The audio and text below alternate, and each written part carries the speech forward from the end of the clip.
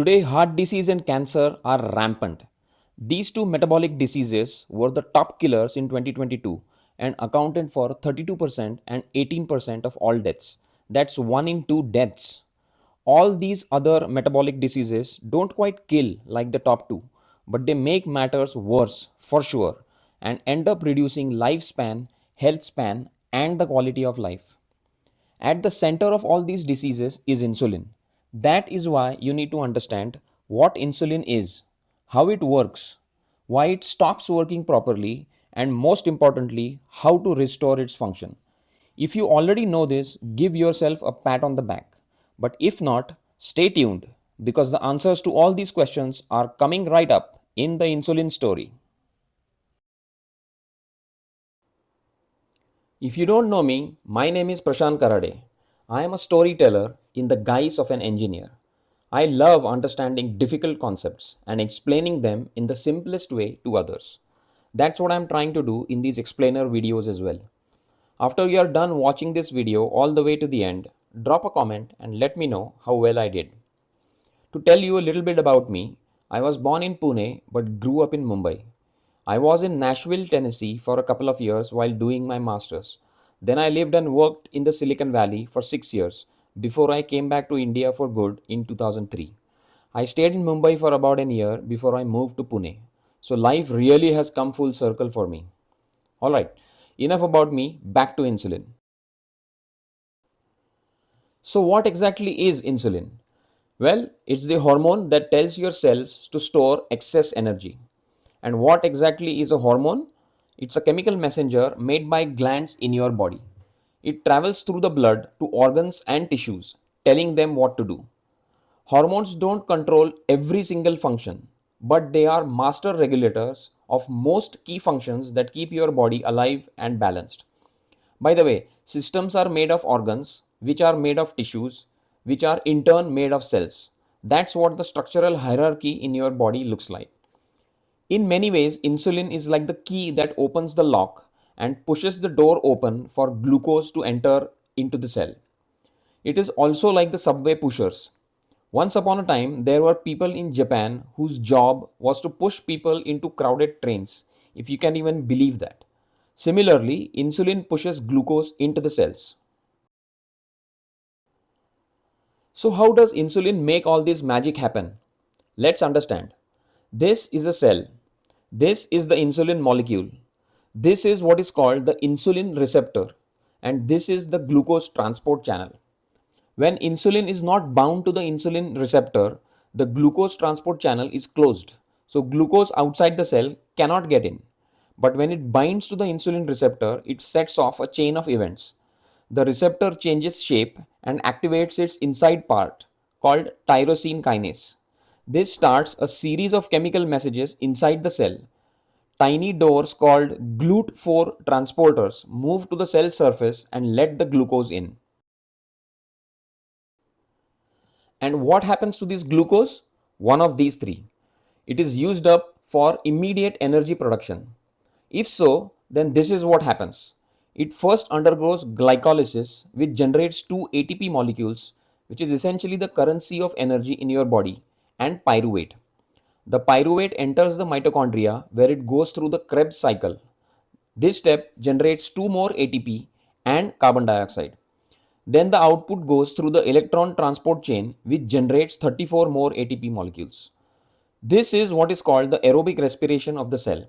Inputs are glucose and oxygen, and output are ATP, carbon dioxide, and water, also known as metabolic water. However, if the cell doesn't need any immediate energy, then it stores the glucose for future use, either as glycogen or as fat in the form of triglycerides. Glucose is converted to fat through a process called de novo lipogenesis, or DNL in short. Acetate and acetoacetate get converted to acetyl-CoA, which is the main input for DNL. Pyruvate and leucine have to go through some additional steps to be converted to acetyl-CoA. Lastly, glucose can also be used as raw material to build other molecules like RNA, DNA, certain amino acids, and fatty acids. The next question is, do all these three things happen in all the cells? Yes and no. All cells can use the glucose for energy production, but only if they need it immediately. Glucose is converted to glycogen in the liver and muscles. And although glucose can be converted to fat in all the cells, it is done primarily in the liver. Why?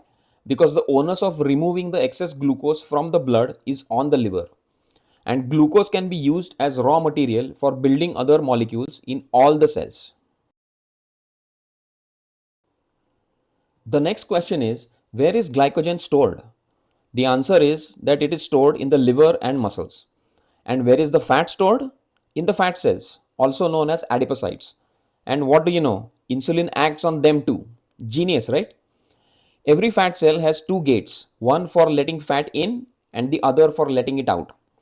When insulin is not bound to the receptor, this gate is closed and this gate is open. But when it binds to the receptor, the reverse is true. This one opens and this one closes. Now we come to a very important question. Why does insulin stop working properly? The short answer is due to excess energy consumption day in, day out.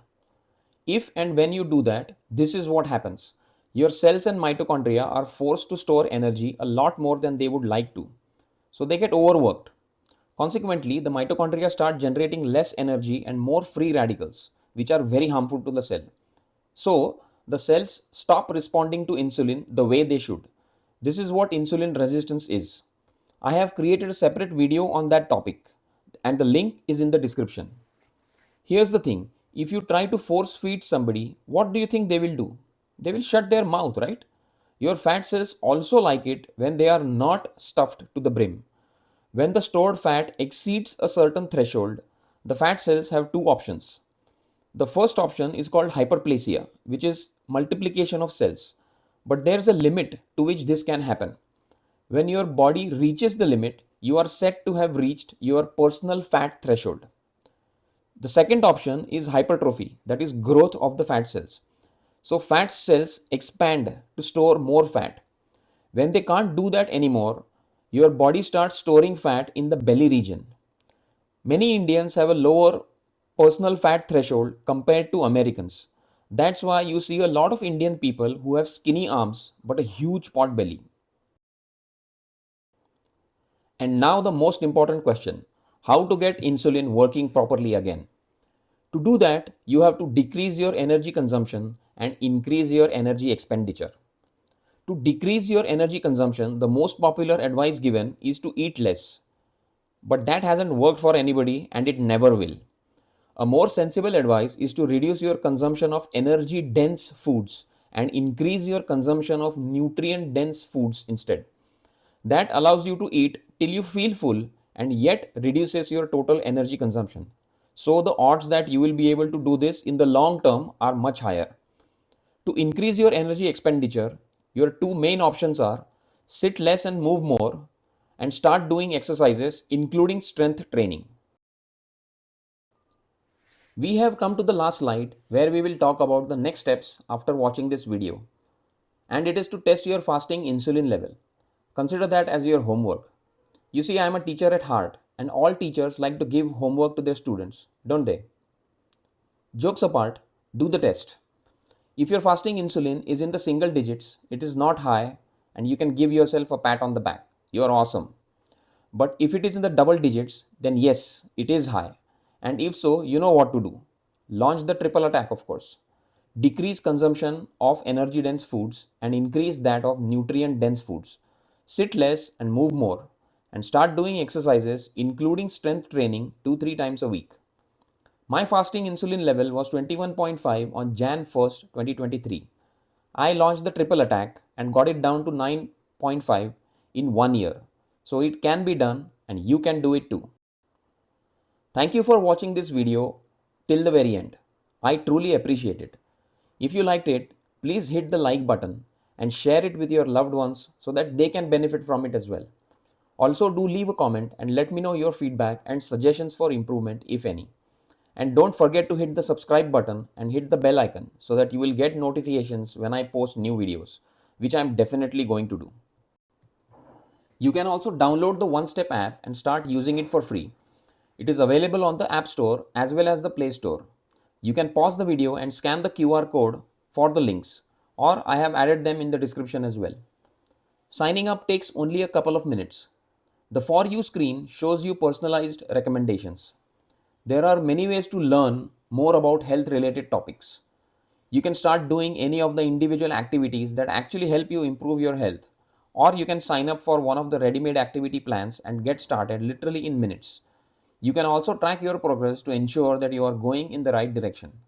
Signing off for now, and I'll see you in the next one.